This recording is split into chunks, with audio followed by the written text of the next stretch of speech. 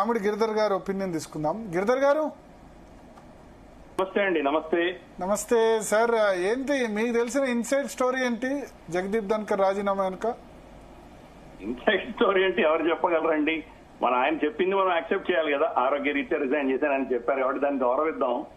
రెండు తప్పకుండా మనకు వస్తున్నటువంటి రిపోర్ట్స్ అన్ని కూడాను కొంత ఇబ్బందికరమైనటువంటి విషయాలే. ఎందుకంటే అంతటి ఉన్నతమైన పదవిలో ఉన్నటువంటి వ్యక్తులు మరి పారదర్శకంగా ప్రవర్తించాలి కదా. కొన్ని అంశాల్లో అటువంటి నిర్ణయాలు చేయడం అన్నది తప్పకుండా ఇబ్బందికరమైన విషయాలే. ఎస్పెషలీ మనకు లోక్సభలో జస్టిస్ వర్మ ఇంపీచ్మెంట్ గురించి ప్రభుత్వ నిర్ణయం అదేది దాన్ని మూవ్ చేస్తున్నారో, అలాగే రాజ్యసభలో కూడా మన సిగ్నేచర్ సేకరణ జరుగుతున్నప్పుడు ఆయన ఏకపక్షంగా దాన్ని ఆపోజిషన్ పార్టీస్ మూవ్ చేసిన మోషన్ యాక్సెప్ట్ చేయడం అన్నది తప్పకుండా ప్రశ్నించవలసినటువంటి విషయమే. చేయరాదా అట్లా? అంటే ఎవరు ముందిస్తే వాళ్ళ నోటీసులు తీసుకోవాలి కదా, ఓన్లీ గవర్నమెంట్ అవసరం లేదు కదా. ఎందుకంటే ఆల్రెడీ ఆయనే దాంట్లో చెప్పారు, లోక్సభలో దీన్ని ఆల్రెడీ మూవ్ చేశారని. లోక్సభలో మూవ్ చేసిన తర్వాత మళ్ళీ మూవ్ చేయవలసిన అవసరం లేదు కదా. లోక్సభలో అది కనుక మూవ్ చేసి లోక్సభలో దాన్ని ప్రస్తావనని దాన్ని ఆమోదించిన తర్వాత ఆటోమేటిక్ గా రాజ్యసభకు వస్తుంది. కాబట్టి మళ్ళీ ప్యారల్ గా ఇక్కడ ఇనిషియేట్ చేయవలసిన ఆవశ్యకత లేదు కదా. ఆ విషయంలో ప్రభుత్వానికి ఆయనకు మధ్యలో విభేదాలు తప్పకుండా కనిపిస్తున్నాయి మనకు.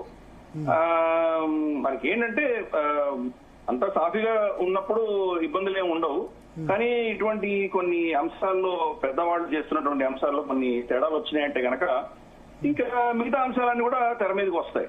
ఈయన అపోజిషన్ కి ఒత్తాసు పలుకుతున్నారని ఇటువంటివి చాలా చెప్తున్నారు. అది కరెక్ట్ విషయం కాదు. ఎందుకంటే ఆయన చాలా హుందాగానే ప్రవర్తించారు. చాలా మొత్తం ఆయన చేసినటువంటి సర్వీస్ లో అంతా కూడాను వైస్ ప్రెసిడెంట్ గా చాలా హుందాగానే ప్రవర్తించారు. ఇన్ఫాక్ట్ జ్యుడిషియరీ చేస్తున్నటువంటి తప్పిదాలను ఆయన ఎండగట్టారు కూడా. జ్యుడిషియరీ మీరు అడ్మినిస్ట్రేషన్ కి సంబంధించినటువంటి వాళ్ళ పరిధిలో ఉన్నటువంటి అంశాల్లో మీరు జోక్యం చేసుకోకూడదు అని గతంలో ఆయన చెప్పారు. కాబట్టి ఒక విధంగా చూస్తే కనుక ఆయనకు ఒక ఇండిపెండెంట్ మనస్సు ఉంది, ఇండిపెండెంట్ గా ఆలోచన చేయడం ఇటువంటివన్నీ బానే ఉంది. కానీ మనం ప్రభుత్వంలో అంటే ఒక పదవి ఒక పెద్ద ఉన్నత స్థానంలో ఉన్నప్పుడు కొంత ఆచితూచి వ్యవహరించవలసినటువంటి ఆవశ్యకత ఉన్నది.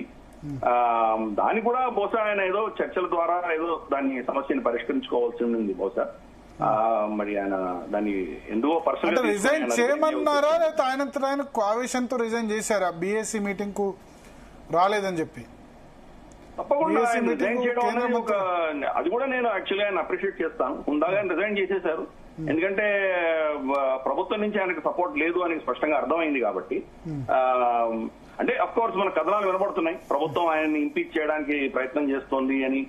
సరే, ఇవన్నీ స్పెక్యులేషన్, మనకు అంతకు మించి మనకేం తెలియదు. కానీ తప్పకుండా ఆయన మనకు బిజినెస్ అడ్వైజరీ కమిటీలో వీళ్ళిద్దరు కిరణ్ రిజిజు గారు, తర్వాత జేపీ నడ్డా గారు రాకపోవడము, ఆ తర్వాత బహుశా కొంత ఆయనకు వచ్చినటువంటి మెసేజెస్ లో ప్రభుత్వం సంతోషంగా లేదు అని ఆయనకు వచ్చిన మెసేజెస్, దాని దృష్ట్యా బహుశా ఆయన నిర్ణయించుకొని ఉండొచ్చు ఇది ఇంకా ముందర సాగడం చాలా కష్టం అని నిర్ణయించుకొని ఆయన రిజైన్ చేసి ఉండొచ్చు. కానీ అది కూడా మనం దాన్ని కూడా అప్రిషియేట్ చేయాలి. ఎందుకంటే ప్రభుత్వంతో విభేదాలు ఉండి ఆయన వ్యక్తిగతంగా ఆయన ఆలోచనకు వ్యతిరేకంగా ఆయన చేయడానికి ఇష్టం లేక రిజైన్ చేసి వెళ్ళిపోయారు అన్నది కూడా మనం దాన్ని కూడా అప్రిషియేట్ చేద్దాం.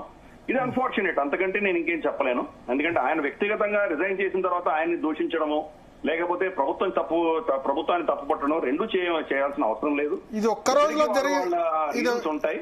ఇది ఒక్క రోజులో జరిగిందా సార్, లేకపోతే గత కొద్ది కాలంగా జరుగుతుంది? ఇది కొంత మనకు దీనికి తరచు మనకు 2-3 ఘటనలు జరిగినాయి. మనం చూసాము. శివరాజ్ సింగ్ చౌహాన్ ఉండగా స్టేజ్ మీద రైతుల ఉద్యమం గురించి ఆయన మాట్లాడింది కూడా అది సబబు కాదు. అది ఎందుకంటే రైతుల విషయంలో ఆ చట్టాలు, రైతు వ్యవసాయ చట్టాలు ఏవైతే ప్రభుత్వం తీసుకొచ్చిందో 3 కూడాను కాంగ్రెస్ మేనిఫెస్టోలో కూడా ఉన్నాయి. అవి అందరూ అన్ని పార్టీలు డిమాండ్ చేసినవే. ఈవెన్ టికాయిట్ కూడా దాన్ని గతంలో ఇది కావాలి అని అడిగినటువంటి వ్యక్తి. తర్వాత ఆఫ్ కోర్స్ ప్రభుత్వానికి వ్యతిరేకంగా వాళ్ళందరూ ఉద్యమాలు చేశారు. కాబట్టి దాన్ని ఆయన తప్పుపడడం అన్నది అది సబబు కాదు. అది అంతటి స్థానంలో ఉన్నటువంటి వ్యక్తి ప్రైవేట్ గా ఆయన ఏమైనా చెప్పుండొచ్చు, కానీ అది పబ్లిక్ ప్లాట్ఫామ్ లో ప్రభుత్వాన్ని విభేదిస్తూ ఆయన మాట్లాడడం అన్నది అది కూడా ఆయన చేసింది కొంచెం ఇబ్బందికరమైన విషయమే. ఇటువంటి 2-3 మెసేజ్ మనం చూసాం గతంలో కూడా. బట్ జ్యుడిషియరీ విషయంలో ఆయన ప్రభుత్వానికి వ్యతిరేకంగా మాట్లాడడం, ఇప్పుడు గవర్నర్లకు 3 నెలలలోపు ఆమోదించకపోతే రాష్ట్రపతి అయినా సరే అది ఆటోమేటిక్గా అవుతుందన్న సుప్రీంకోర్టు జడ్జిమెంట్ తప్పుబట్టడం, ఇవన్నీ కూడా మోస్ట్ ఆఫ్ ది సందర్భాల్లో చాలాసార్లు కూడా కేంద్ర ప్రభుత్వాన్ని సపోర్ట్ చేస్తూనే మాట్లాడారు కదా.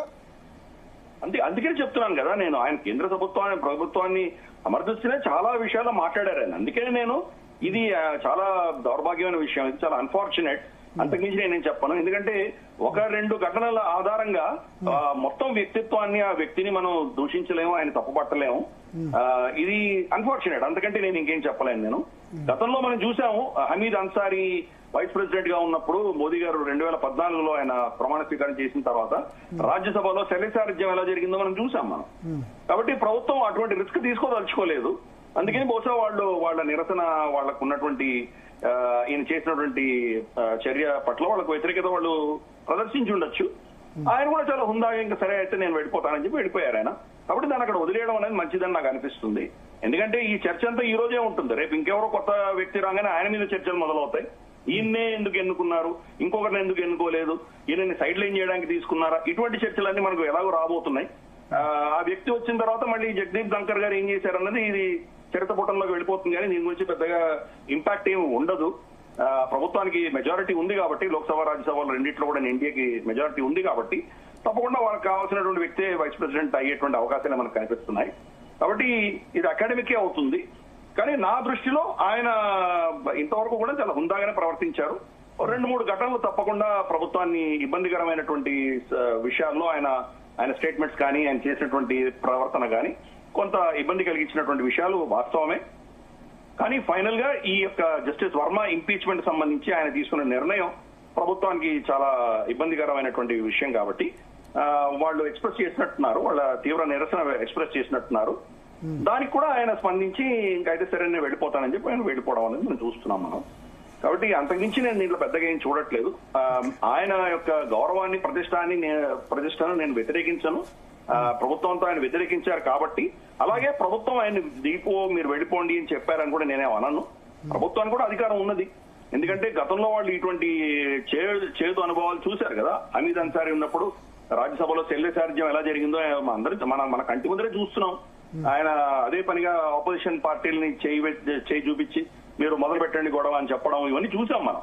కాబట్టి అపోజిషన్ కు వత్తాసు పలుకుతూ ప్రభుత్వం ఏవైతే ముందుకు తీసుకువెళ్లాలనుకుంటున్నారో దానికి అడ్డుపడడం, ఇటువంటి కార్యక్రమాలు ఆయన చేశారు హమీద్ అన్సారీ. కాబట్టి మళ్ళీ అటువంటి ఇబ్బందులు రాకుండా కొంత ప్రభుత్వం యొక్క వాళ్ళ ప్రోగ్రామ్స్ ఏమున్నాయో దాన్ని ముందుకు తీసుకెళ్లేటువంటి దిశగా వాళ్ళు ఆలోచన చేస్తారు. దాని తప్పేం లేదు. అదే ఆయన నిరసన తెలిపారు వాళ్ళకి. ఆయన తెలపడంతో ఆయన ఫైనల్ గా బహుశా హుందాగా ఆయన వెళ్ళిపోయారు. కాబట్టి దాన్ని అలాగే స్వీకరిద్దాం, దాన్ని అక్కడే వదిలేద్దాం. అంతకు మించి నాకు పెద్ద దీంట్లో కాంట్రవర్సీ ఆలోచన చేయవలసింది నాకేం కనిపించట్లేదు. బట్